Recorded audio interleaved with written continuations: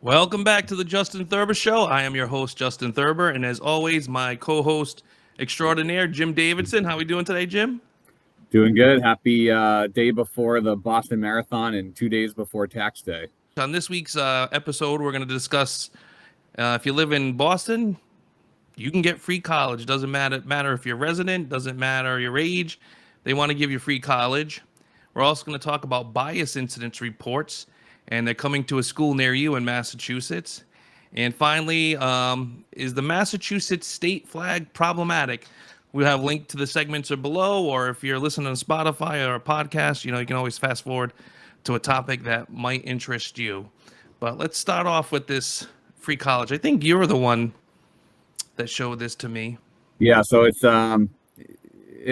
interesting. So I think this all goes to the problem with college in general and where college has been trending. I think like if you go back to the 1970s, for example, you talk to people that went to college back then, and college was pretty cheap.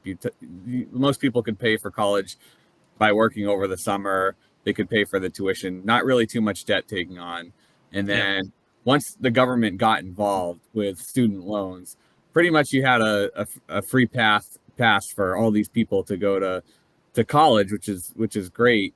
But I think what it did is you had a lot of people that weren't getting benefit out of their degrees going to college, and what it did is it allowed the universities to kind of jack up their prices indefinitely into the future, which has completely raised the cost of college in general. Now college has become too expensive, so now guess what? The government's getting involved again in giving free college to everybody Yeah, because that's going to solve the free problem. free college, right? The law of unintended consequences. So we have an we have an article from CNN. I'll read a little bit, and then we can discuss it a little more. All Boston residents are now eligible for tuition-free schooling at Six Community College, regardless of their age, income, or immigration status, under a new plan announced by the city government. City officials announced the expansion of its tuition-free community college plan in a Wednesday news release. The program provides funding for up to 3 years of tuition and fees at six partner institutions, according to the news release. The funding also covers up to $250 per semester in related costs like textbooks and transportation, and debt up to $2,500 for students with an outstanding balance at a partner college. Right off the bat, you sit here and it's free. And again, you said it was state. It's not even state. This is Boston that's deciding this. And you sit there and you shake your head and you're like, how? How and why? Well, the other interesting part of too. So this is mostly, as article says, on the community college level, and I actually went to a community college for my first 2 years, and the community college is already heavily subsidized to begin with. So the amount that you're paying for community college isn't anything close to what it is for some of the private colleges that are out there. So it's already not like too crazy to pay for over the summer for community college. And there's a lot of programs out there as well. I mean, obviously, anyone that goes through the military has college credits that they can use. So Correct. I think the city is coming in, and because community college is already subsidized so much by the state, they're coming in saying, hey, we'll foot the rest of this bill here and make it seem like we're doing a lot more than what we're actually doing. Yeah.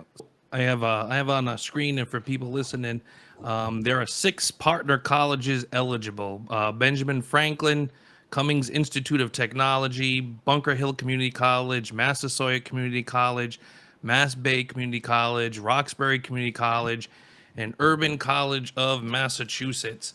Now, I have a big questionnaire here, like all your facts and your questions answered. And one of the questions is, do I need to be a U.S. citizen to apply? No. All Boston residents are eligible regardless of immigration status. So you sit here and you're like, how does that make sense? And not only that, what about the people in the surrounding towns or cities to Boston, right? Like, why why doesn't Somerset get free college? Why doesn't Grafton get free college? Why doesn't Seacom? There's a bunch of towns. Why don't they do it? And I think what happens, and again, this is just my opinion, is they'll sit there and sell this as, listen, the more smart people we have, the better our society will be. And you sit there and you're like, but does community college make you smarter? I mean, that's general education most of the time. It's not really like you're gonna be a doctor, or a lawyer, and maybe it'll help you get there. But one thing that we'll get to in this program too is, are there any grade point averages you need to maintain? Are there anything where if you fail out, you have to pay back? Because here's one of the things that a lot of studies have found is a lot of these programs that are to lift people up actually make it worse for them because they're put in positions that they can't afford, they're not used to, they don't have the capability to do it. So they get in a worse position if they just never went because they took time out of work and building life experiences and doing, or maybe getting into a career that like a hands-on career or a technical career field that you don't need college for. They lost time with that, or they accumulated bills because they were going to college and they have to pay those back now. And the other big thing too is sometimes people aren't ready. But hey, it's free, so let me try it. And then what happens is they do bad, and their mentality gets shot. Like I can never do that, and they never try again. So, like I said, there's a lot of unintended consequences in these things to make it look nice. And I don't think the government personally should be in the game of trying to solve all the social ills of our society, especially when they're taking from other people to pay for these things, and those people are struggling to do the same thing that they're taking money from you to pay for someone else to do. Yeah, you bring up a great point about having some sort of benchmark or like a GPA or some sort of metric to go by, because what this is pretty much an open-ended government program. And I'm sure you've met people, you've talked to people that are like, oh yeah, I have 4 college degrees because I got scholarships and like pretty much went to college for all sorts of different things. And that's essentially what this is doing, is it's opening up the gates to say, hey, if you want to get 4 or 5 degrees, just come take classes, until you're bored, essentially. Which again, there's no metrics that are being tagged on as like, okay, is this person getting a degree? We want to get this. The goal of this would be to get someone educated and get them into the workforce, but you need to also make sure that you're routing out the inefficiencies in the program where people are just going to be jumping from class to class without any sort of direction or any sort of goal of what's going on. So those are some other areas of concern as well, is to make sure that the program is running efficiently. So another thing I did is I said, well, how much is this going to cost? And what you found out really quick is this is going to cost per person between $12,000 to $20,000 a year per person that takes advantage of this. So as you said earlier, it's is it super expensive? No. However, it's $10,000 to $12,000, if not a little bit more per person that they have to come up with it, and it's not free. And again, one of the funniest things is, let me change the slide. In order to qualify for this, you need to apply for financial aid. Well, a lot of people don't know that the federal government generally doesn't allow illegals to have access to taxpayers' money, supposedly. So, how this works and how you qualify for this free tuition in Boston is you have to apply on the FAFSA. And then the FAFSA is going to deny you. But once you're applied, you're in the system. So now Boston and the state can sit there and like, oh yeah, you applied, so now we're going to give you benefits. And the kicker is Alana Presley, in a statement, said, hey, I got $4 million for this program to help these people out. Well, you're federal, and that federal money isn't supposed to go to people who are here illegally. So I think one of the tricks that they do is they'll just offset the money that the city of Boston was going to use, and they'll just offset that to pay for citizens, and then they'll use that other $4 million to pay for illegal immigrants or undocumented immigrants or DACA students or whatever, just so they can go to college and I don't know, for free. Which, like I said, I wish like I said, I don't wish I had free for my kids because I understand that we have to pay something and it comes somewhere. Like there's nothing in life for free. That's one of the first things they teach you as a kid. But to what you said earlier, the government is making it more and more expensive, and we're also making it more college more and more worth less because the more and more people that have degrees, the more and more there is supply and demand, simple supply and demand. Well, if you had 100 people that could do this job, you pay them this. If there's 1,000 to pick from, you can pay them less. So all we're doing is we're devaluing the pay of jobs too. So I think there needs to be more thought in this. I think there needs to be more, obviously, more discussion, because our elected officials aren't really supposed to sit there and say, "Hey, how do we buy votes? I know how we buy votes. Let's give people free stuff." And free stuff means pulling out of your pocket to give to somebody else, so they hopefully vote for them in the future. Yeah, and that's a great point too, because you talk about the value of the degree, and you talk to people again. It's like the government really started getting into the college programs in the early '70s, and that's really when you start to see a lot of the cost problems start to exasperate with student loans and the cost of college and everything like that.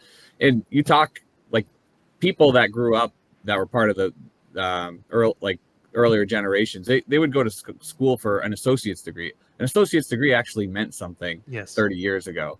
Today, an associate's degree means almost nothing. I mean, you get an associate's degree, and most places don't even look at that. Now, everything's just been watered down. So, what an associate's degree was is now a bachelor's degree. What a bachelor's degree was is now a master's degree. So, everyone has to go to school, pay more money for longer in order to get the same value out of their education than they did in the past before the government really got involved with this stuff. And the second point I wanted to bring up was you were talking about the undocumented individuals that are getting the money as well. And this goes back to the topic that we talked about before with the driver's license question, because once you get a driver's license, there's really no way of knowing who's here legally and who's not. Yes. Um, like a better approach to that question or to that law would have been to give someone a permit that would have allowed them to drive, but it still would have shown that they were illegal on their driver's license. But as of right now, there's no way anybody knows who's here legally or not for these programs. And again, it's like you have taxpayers paying into this money, and you want to make sure that taxpayers get the priority over people that are foreigners that get benefits from their own country and then come here and get benefits too. So it Yeah. really doesn't make any sense. Well, I found this other article. Like I said, we like to do our due diligence, get a bunch of different ideas. And this one was actually pretty good because it talks about that this program used to be a targeted program for some recent high school graduates who qualified for Pell Grants. Okay, makes sense. You qualified for a Pell Grant. It probably means you need financial aid. They're going to help you out. However, under the American Rescue Plan, the 1.9 trillion dollar inflation-inducing boondoggle, right, that was passed, they just can't wait to blow your money fast enough, right? They don't want, well, you're not getting it back, and they're just going to make it and blow it as fast as they can. But here's one of the things: the ending sentence of this article I thought was actually pretty good.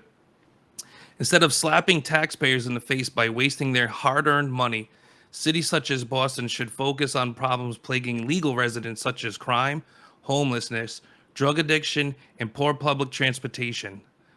Boston should be educating the public, not illegal immigrants. So, whether you believe in that last line or not, and we can debate the merits of that all we want, I always like to tell people, and I've said it on the show many times, is the only thing that's changed in my life is everything's in high definition. And this again is proof positive of that saying. There's there's problems plaguing Boston. We know that crime, homelessness, drug addiction, poor public transportation. It's always the same. And you know what the funny thing is? Politicians' way to solve these problems is to fund new problems and never solve the old problem. And again, I think we talked about this before. Maybe it's they figure if they solve an actual problem, people won't vote for them, which to me blows my mind. It's the stupidest thing I've ever heard, but it probably is. It probably like if we solve this, then we can't use this as a platform, so people will vote for us. It's 100% right. I mean, look at gun violence is a perfect example. Like you could literally solve gun violence overnight if you actually had the political willpower to. Like in Chicago, what's been going on has been just absolutely absurd with the amount of gun violence that's been happening there. And all you really need to do is crack down on it. You need to, you need to. I mean, this goes back maybe to the Father's Day episode that we'll do in Yes, a couple months too. But that's gonna there's be so many awesome. different things that you can do.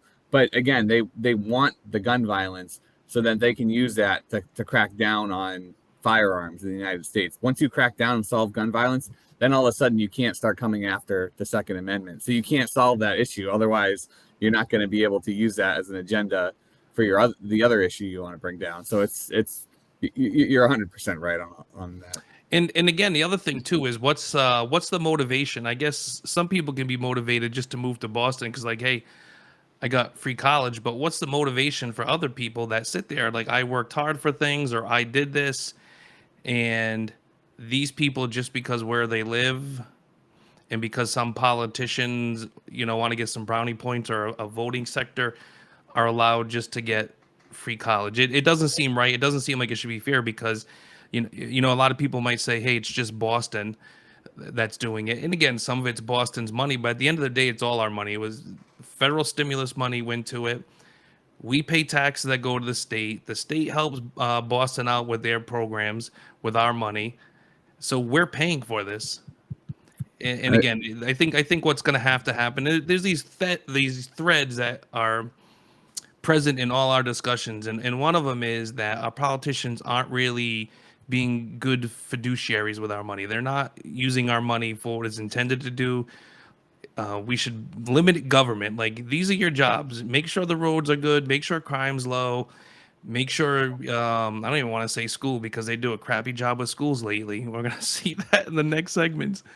But there should be like a set amount of things that's what they're supposed to do, and that's it. Don't get into the business of everything that you have social ill for. You think's a social ill that you want to solve that problem. Like let people solve the problem. And a lot of times when they get in there, they just make things worse, and they don't understand that.